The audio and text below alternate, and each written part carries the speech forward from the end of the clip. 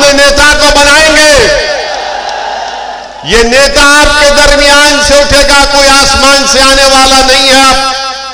अरे जब गुज्जर का नेता हो सकता है, राजपूत का नेता हो सकता है, जाट का नेता हो सकता है, अरे हर बरादरी का नेता हो सकता है, तो क्यों नहीं राजस्थान के दलित और मुसलमान अपना नेता बनाते हैं। बनाओ अपने नेता को। कोई जमीन के नीचे से निकल कर नहीं आएगा, वो तुम्हारे दरमियान से उठेगा, उसको तुमको अपना नेता बनाना पड़ेगा। और अगर तुम नेता बनाओगे तो याद रखो, जितेंद्र मेघवाल की जिस तरह हत्या की गई, कोई माइका लाल, कोई जालिम दोबारा कोई जितेंद्र मेघवाल को मारना तो छोड़ो, उसको हाथ लगाने से पहले सोचेगा। अगर राजस्थान के मुसलमान अपना नेता बनाएंगे तो आप और हम इंशाअल्लाह ताला, जिस तरह आपकी हमारी आंखों ने जुनैद और नसीर की हत्या को देखा, हम उस हत्या को नहीं देखेंगे, उस पर रोक लग जाएगा। क्योंकि मारने वालों को, जुल्म करने वालों को मालूम हो जाएगा कि मुसलमान राजस्थान का, दलित राजस्थान का जाग चुका है। वो अब तुम्हारे जुल्म को सहने वाला नहीं है, वो कि तुम्हारी बात से डरने वाला नहीं है, वो तुम्हारे झूठे वादों पर एतमाद नहीं करेगा, बल्कि वो अपने मुकद्दर के फैसले करेगा। जो लोग दलित और मुसलमानों का इस्तेसाल और एक्सप्लॉयटेशन करते हैं, वो क्या चाहते हैं कि हम इनके गुलाम बनकर रहे, हम इनके ताबे रहे, और वो ये चाहते हैं कि हमारे मुकद्दर के फैसले वो करेंगे। तो सुनो कांग्रेस और बीजेपी वालों, तुम एक कमरे में बैठकर दलित और मुसलमानों के मुकद्दर के फैसले नहीं करोगे, बल्कि हम तुम्हारे सामने कुर्सी डालकर, मेघवाल पैर पे पैर डालकर, और वैसे ही तुम्हारी आंखों में आंखें डालकर कहेगा कि हम करेंगे हमारे मुकद्दर के फैसले, तुम नहीं करोगे। हम जो बोलेंगे हमारे समाज के बारे में, जो हम बेहतर जानते, तुमको करना पड़ेगा। ये वक्त मेरे बुजुर्गों, मेरे नौजवानों, ये वक्त आपको पुकार पुकार कर कह रहा है कि अब ये वक्त दलित मुसलमानों को मिलकर अपने नेता को बनाना पड़ेगा। अगर आप अपने नेता को नहीं बनाएंगे तो फिर इसी तरह से आपको रोना पड़ेगा कि मुझसे इंसाफ नहीं हुआ। और इस बात को याद रखिए, ये दुनिया आपके आंख से बहते हुए आंसुओं की कदर नहीं करती। ये दुनिया और इस दुनिया पर हुक्म सादिर करने वाले हुक्मरान उसी वक्त लोगों अवाम से डरते हैं जब अवाम उनकी आंख में आंख डालकर उनसे कहेगी कि अगर तुम हमारा हक नहीं दोगे तो हम तुमको सत्ता से हटा देंगे, तुमको कुर्सियों पर बैठने नहीं देंगे जब तक कि तुम हमारी मसाइल को, हमारे काम को नहीं करोगे। तो इसीलिए मेरे अजीज दोस्तों, यही पैगाम हमारा है कि अब हम बहुत रो लिए।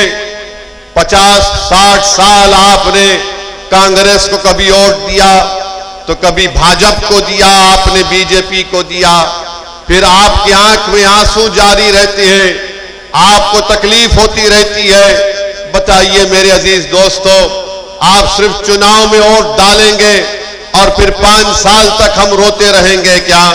मैं आपसे ये बताने आया हूं कि जिन पार्टी के लीडर्स ने, जिन पार्टियों ने हमको रुलाया है, आज असदुद्दीन ओवैसी आपसे कह रहा है कि आप मुत्तहिद हो जाओ, अपने नेता को बनाओ, एक हो जाओ, तो आप देखेंगे कि जिन्होंने हमारे ख्वाबों को चुकनाचूर किया, जिन्होंने सत्ता में बैठकर हम पर जुल्म बरसाया, जिन्होंने सत्ता में बैठकर हमारे खून की होली खेली, जिन्होंने दलितों को, मुसलमानों को और कमजोरों को, चाहे वो कमजोर हमारा हिंदू भाई क्यों ना हो, उनका हक नहीं दिया, तो याद रखिए जब तक कमजोर से इंसाफ नहीं होगा उस वक्त तक अमन कायम नहीं हो सकता।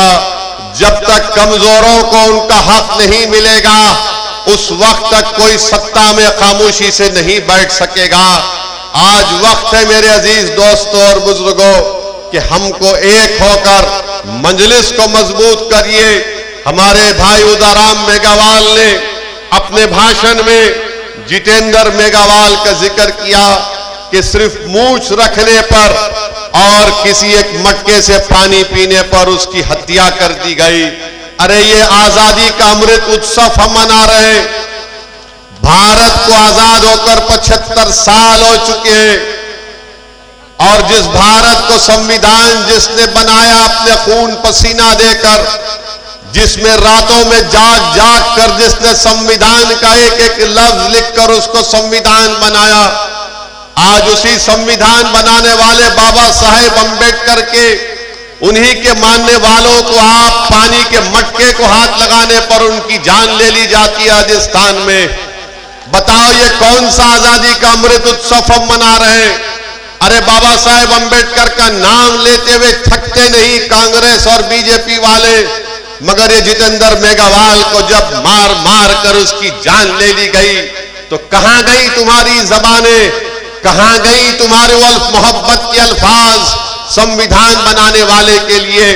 मेरे अजीज दोस्तों और बुजुर्गों, ये हत्या ये बता रही है अगर आज जितेंद्र मेघवाल जिंदा होता तो वो पुकार पुकार कर कहता कि हाँ हम पढ़ लिख तो लिए, हमने रिजर्वेशन तो हासिल कर लिया, मगर हमारा कोई नेता नहीं था जो मुझे मेरी जान लेने वालों से मुझे अपने आप को बचा लेता। इसीलिए मैं आपसे अपील कर रहा हूं कि आप अपने नेता को बनाइए। हम हमारे भाई उदाराम मेघवाल साहब से भी अपील करेंगे कि आप भी हमारा साथ दीजिए। आप जहां पर खड़े होंगे हम आपके साथ खड़े होने को तैयार हैं। मेरा मानना यह है कि याद रखिए, जब तक कमजोर नहीं मिलेंगे उस वक्त तक जुल्म खत्म नहीं होता है।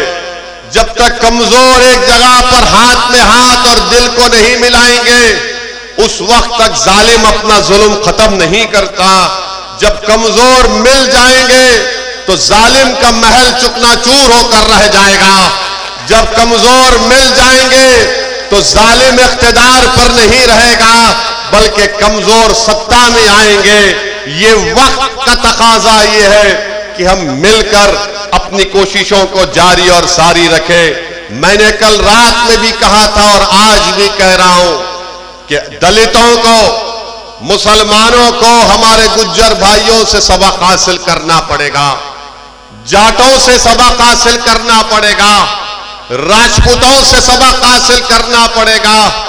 जब राजपूत अपनी नेता को बनाते हैं, कोई उनका नेता भाजपा में होता है, कोई कांग्रेस में होता है, तो किसी को तकलीफ नहीं होती है। जब जाटों का नेता कांग्रेस में होता है और बीजेपी में होता है तो किसी को तकलीफ नहीं होती है।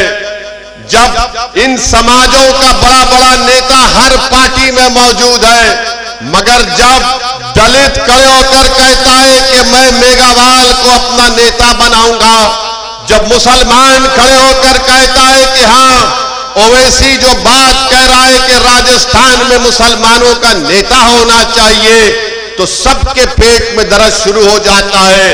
अरे जब गुज्जर का नेता हो सकता है, राजपूत का नेता हो सकता है, जाट का नेता हो सकता है, अरे हर बरादरी का नेता हो सकता है, तो क्यों नहीं राजस्थान के दलित और मुसलमान अपना नेता बनाते हैं?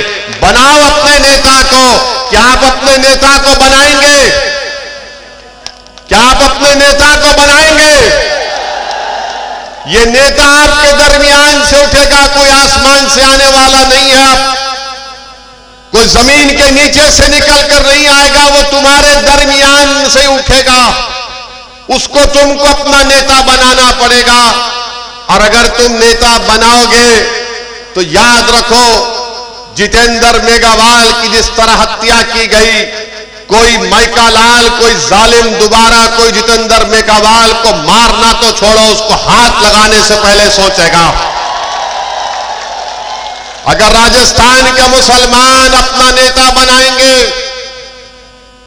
तो आप और हम इंशाअल्लाह ताला, जिस तरह आपकी हमारी आंखों ने जुनैद और नसीर की हत्या को देखा, हम उस हत्या को नहीं देखेंगे, उस पर रोक लग जाएगा। क्योंकि मारने वालों को, जुल्म करने वालों को मालूम हो जाएगा कि मुसलमान राजस्थान का, दलित राजस्थान का जाग चुका है। वो अब तुम्हारे जुल्म को सहने वाला नहीं है, वो कि तुम्हारी बात से डरने वाला नहीं है, वो तुम्हारे झूठे वादों पर एतमाद नहीं करेगा, बल्कि वो अपने मुकद्दर के फैसले करेगा। जो लोग दलित और मुसलमानों का इस्तेसाल और एक्सप्लॉयटेशन करते हैं, वो क्या चाहते हैं कि हम इनके गुलाम बनकर रहे, हम इनके ताबे रहे, और वो ये चाहते हैं कि हमारे मुकद्दर के फैसले वो करेंगे।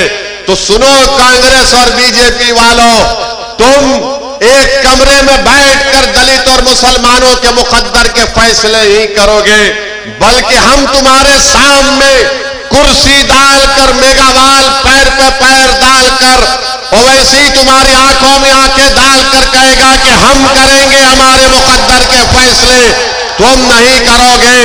हम जो बोलेंगे हमारे समाज के बारे में, जो हम बेहतर जानते, तुमको करना पड़ेगा।